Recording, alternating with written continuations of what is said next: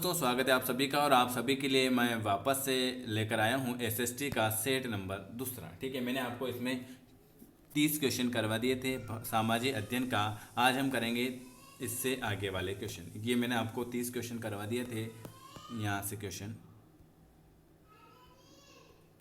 चलिए, जो भी नया है चैनल को सब्सक्राइब कर दीजिएगा। हमसे अगर जुड़ना चाहते हैं तो इस नंबर पर व्हाट्सअप कर दीजिएगा 9753749986 पर आप मैसेज करके हमसे जुड़ जाइएगा। चलिए शुरुआत करते हैं पहले क्वेश्चन की ओर।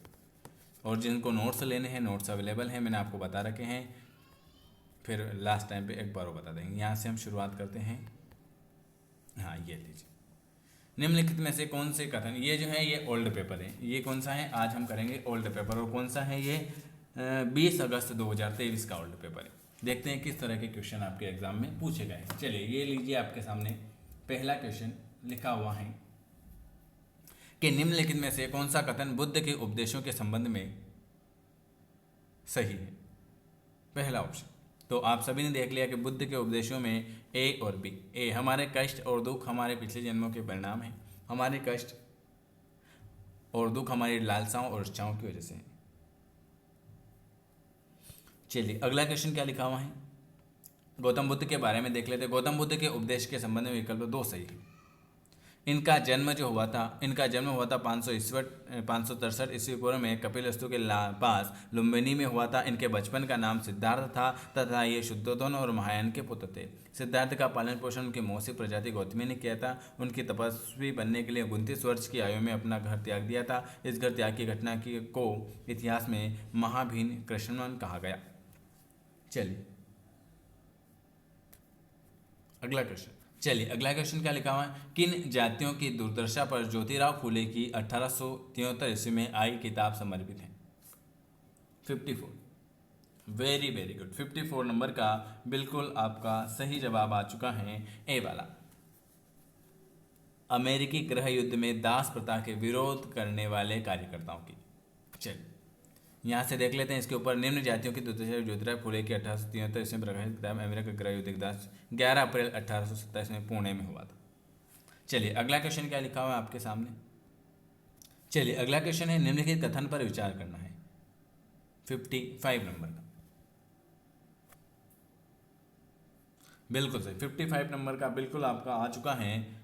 ए और बी दोनों सही है। क्या? ए है 19वीं सदी के दूसरे अर्ध तक गैर ब्राह्मण जातियों के भीतर से भी लोग जाति भेदभाव के खिलाफ आवाज उठाने लगे और सामाजिक समानता और न्याय की मांग करने हेतु आंदोलन की शुरुआत की। दूसरा, मध्य भारत में सनातनी आंदोलन की शुरुआत घासीदास ने की थी, जिन्हें चमड़े का काम करने वालों के बीच कार्य किया और उन्हें संगठित किया और उनकी सामाजिक स्थिति में सुधार किया। चलिए, अगला क्वेश्चन है, ये लीजिए। मध्यकाल में जनजाति समूह के बारे में हमें बहुत कम जानकारी है, क्यों? मध्यकाल में जनजाति समूह के बारे में हमें बहुत कम जानकारी है, क्यों? क्योंकि वे लिखित दस्तावेज नहीं रखते थे, इसलिए उनके बारे में कम जानकारी उपलब्ध है। ऑप्शन आपका डी वाला आ जाएगा। चलिए, अगला क्वेश्चन क्या लिखा हुआ है? निम्नलिखित में से किसने कुरान की आयनों की पुनर्व्यवस्था करके कहा कि महिलाओं को भी शिक्षा का अधिकार मिलना चाहिए? यह किसने कहा? यह कहा मुमताज अली। मुमताज अली ने कुरान की आयतों की पुनर्व्याख्या करने को कहा है कि महिलाओं को भी शिक्षा का अधिकार मिलना चाहिए। चलिए, अगला क्वेश्चन, हाँ, इनके बारे में देख लेते हैं कि मुमताज अली एक समाज सुधारक और नारीवादी थे, जिन्होंने महिलाओं के अधिकार के लिए लड़ाई लड़ी थी। ऑप्शन आपका कौन सा आ जाएगा? सी वाला आ जाएगा। अगला क्वेश्चन है, खुदा की रचना के खाते में उसका ब्यौरा चूंकि मर्दों की सूची में नहीं आता, इसलिए इतनी शानदार खूबियों से भी उसे आखिर हासिल क्या हुआ? यह लेखांश 13वीं शताब्दी में किसने लिखा गया था? यह लिखा था हमारे रजिया ने। खुदा की रचना किसने लिखी थी? रजिया ने। ये यहाँ से देख लेते हैं इसके बारे में। खुदा की रचना के खाते में उसका ब्यौरा चूंकि मर्दों की सूची में नहीं आता, इसलिए इतनी शानदार खूबियों से भी उसे आखिर हासिल क्या हुआ? 13वीं शताब्दी में रजिया द्वारा लिखा गया यह लेबांश रजिया सुल्तान के लिए था। रजिया सुल्तान का जन्म कब हुआ था? 1205 ईस्वी में हुआ था। वह इल्तुतमिश की पुत्री और भारत के पहली मुस्लिम शासिका थी, जिन्होंने 1229 में नसरुद्दीन मोहम्मद की मृत्यु के बाद इल्तुतमिश ने अपना अधिकार नियुक्त किया था, परंतु दरबार में सरदारों को इल्तुतमिश का यह फैसला पसंद नहीं आया। रजिया। अगला क्वेश्चन है, 12वीं शताब्दी में प्रयुक्त प्रौद्योगिकी के संबंध में कौन सा कथन सही है? 12वीं शताब्दी। 59, 59, वेरी वेरी गुड। केवल पहला। मेहराबों का निर्माण अधिरचना के थार को स्थानांतरित करने के लिए किया जाता है। चलिए अगला क्वेश्चन।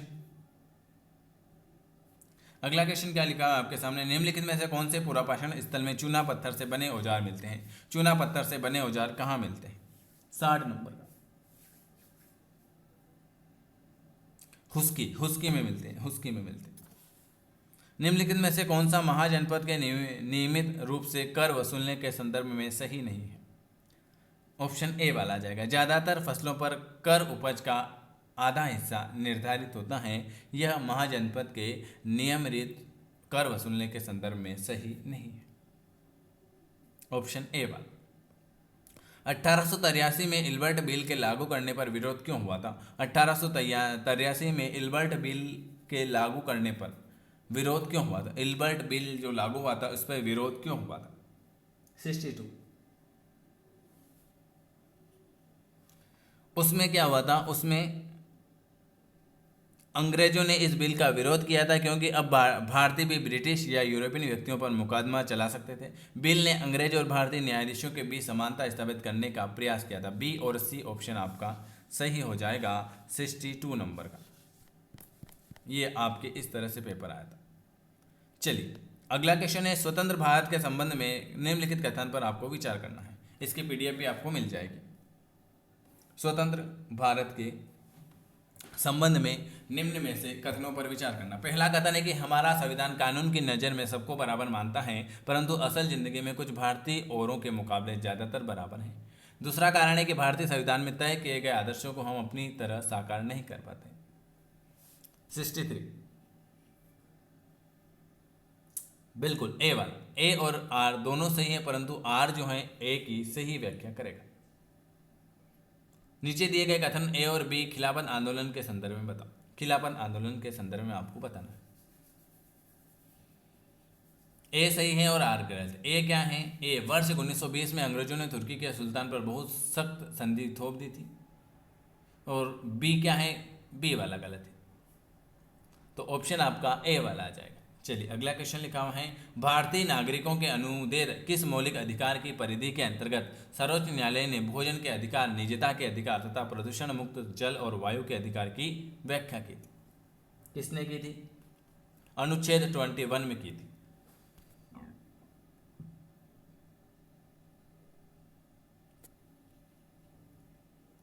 भारतीय धर्मनिरपेक्षता अमेरिकी धर्मनिरपेक्षता से भिन्न है। दोनों के बीच के भेदों की पहचान करने वाले सही विकल्प का चयन करना है। ए और बी।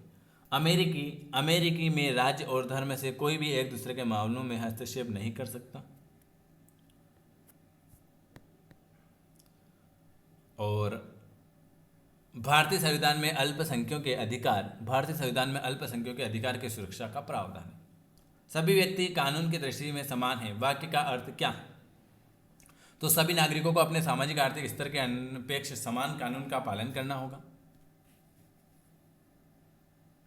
कानून की दृष्टि से किसी भी व्यक्ति के साथ उसकी नस्ल, वर्ण, धर्म, जाति या जेंडर के आधार पर भेदभाव नहीं करना होगा और यह समस्त नागरिकों के लिए निष्पक्ष अवसर तथा गौरवमय जीवन सुनिश्चित है। चलिए अगला क्वेश्चन क्या लिखा हुआ है आपके सामने? अगला क्वेश्चन ये रहा, ऑफिस जाने वाली महिला जिसे वेतन और सम्मान मिलता है, ऑफिस जाने वाली महिला जिसे वेतन और सम्मान मिलता है, उसके द्वारा निष्पादित ऑफिस संबंधी काम की तुलना में घरेलू महिला द्वारा निष्पादित काम अनदेखा तथा अदत्त जानता है। इसके पीछे के संभाव्य कारण की जांच करें। 68 नंबर का। ऑफिस जाने वाली महिला जिसे वेतन और सम्मान मिलता है उसके द्वारा निष्पादित ऑफिस संबंधी काम की तुलना में घरेलू महिला द्वारा निष्पादित काम अनदेखा तथा अदत्त जाता है। उसके पीछे के संभाव्य कारण है घरेलू काम का अनुमूल्य है। चलिए अगला क्वेश्चन क्या लिखा हुआ है आपके सामने? सूची मिला लो। आज का आखिरी क्वेश्चन 69। तीसरा ए, बी और सी। राजमिस्त्री जो होता है ए, बी और सी। अच्छा, राजमिस्त्री दिहाड़ी मजदूर, घरेलू कामगार, अनियमित मजदूर और सब्जी विक्रेता स्वरोजगार। दुकानदार में सुपरवाइजर ऑप्शन डी वाला गलत है। चलिए, ये आज मैंने आपको 15 क्वेश्चन कराए। वीडियो अच्छा लगे तो लाइक शेयर सब्सक्राइब जरूर करें। वीडियो देखने के लिए धन्यवाद।